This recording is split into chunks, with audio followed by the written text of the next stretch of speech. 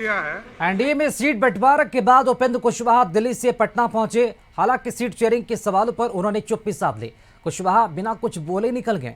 Media के सवालों से बचते नजर आए और सीधे गाड़ी में बैठकर रवाना हो गए।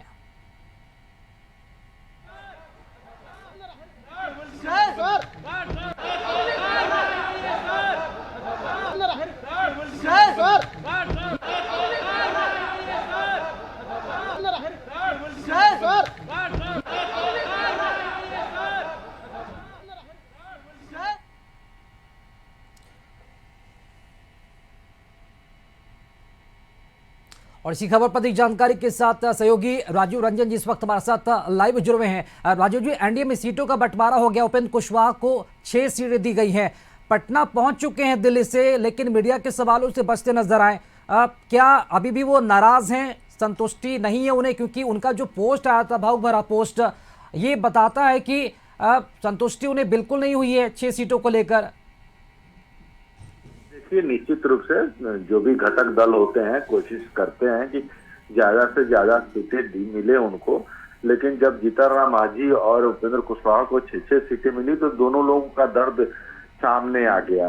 अब तो उपेंद्र कुशवाहा ने बजाते एक्स पोस्ट करके ये भी कह दिया है कि क्षमा चाहता हूँ, कुछ हमारे फॉलोअर्स को, हमारे नेताओं को इस 6 सीट से पूर्ति नहीं हो पाएगी, लेकिन चूंकि एनडीए गठबंधन धर्म का पालन करना है और इसको मजबूती देना है, तो इसको देखते हुए अब हमें जो भी मिला है उससे हम स्वीकार करते हैं। लेकिन उनका एक दर्द था कि उनके कुछ नेताओं को और एडजस्ट किया जाता।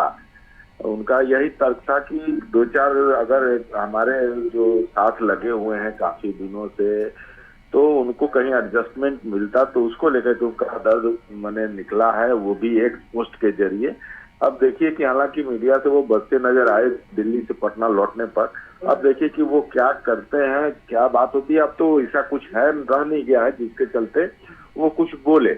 अब हाँ, इतना तय है कि अब उनको एनडीए के साथ मजबूती से लड़ना होगा और अपने 6 सीट में जो स्ट्राइक रेट है उसको 100% करना होगा, क्योंकि जो 6 सीटें ली हैं इन्होंने मनोनुकूल ली है, यानी कि अपनी इच्छा से ली है और अपने चुन करके ली है, तो वो सीट इनको मिला है। तो अब उन सीटों पर किस तरह से जीत सुनिश्चित हो और खास करके 243 सीटों पर किस तरह से सामाजिक समीकरण का उनका योगदान रहे, उसको लेकर के वो अब काम करेंगे। लेकिन इतना तो है कि उपेंद्र कुशवाहा की नाराजगी। राजीव, अब चाहेंगे आप हमारे साथ बने रहें। उपेंद्र कुशवाहा का दर्दे बयान सामने आया है, क्योंकि सोशल मीडिया पर उन्होंने एक पोस्ट किया और उन्होंने लिखा है, आज बादलों ने फिर साजिश की, जहां मेरा घर था वही बारिश की।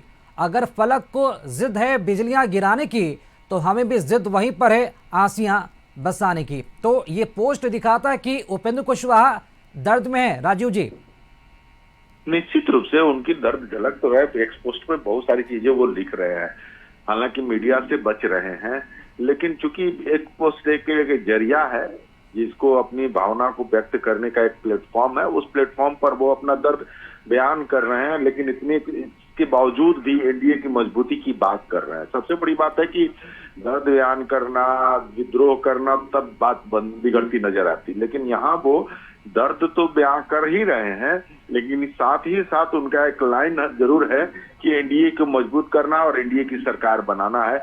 ये एक बात है कि अब देखिए क्या है कि अब चुनावी बिगुल बच चुका है, समय नहीं है, गठबंधन एनडीए के साथ उनका है, एनडीए में है वो, अब कहीं जाने की स्थिति नहीं है। वैसी स्थिति में अब उनको जितनी सीट मिली है, 6 सीट मिली है, उससे ही संतुष्टि करनी पड़ेगी और उसी से आगे बढ़ना होगा। राकेश, चलिए, बहुत शुक्रिया राजीव जी खबर पर जानकारी देने के लिए आपका। तो उपेंद्र कुशवाहा का ये पोस्ट आप देख रहे हैं, और इसके पहले भी सीट शेयरिंग के बाद जो उन्होंने एक्स पर पोस्ट किया था, वो अपने समर्थकों के लिए पोस्ट था कि वो विचलित ना हो, क्योंकि जो 6 सीटें दी गई हैं ये कहीं ना कहीं एक संतोष सम्मानजनक तो नहीं, लेकिन हाँ उससे ही संतोष करना पड़ेगा।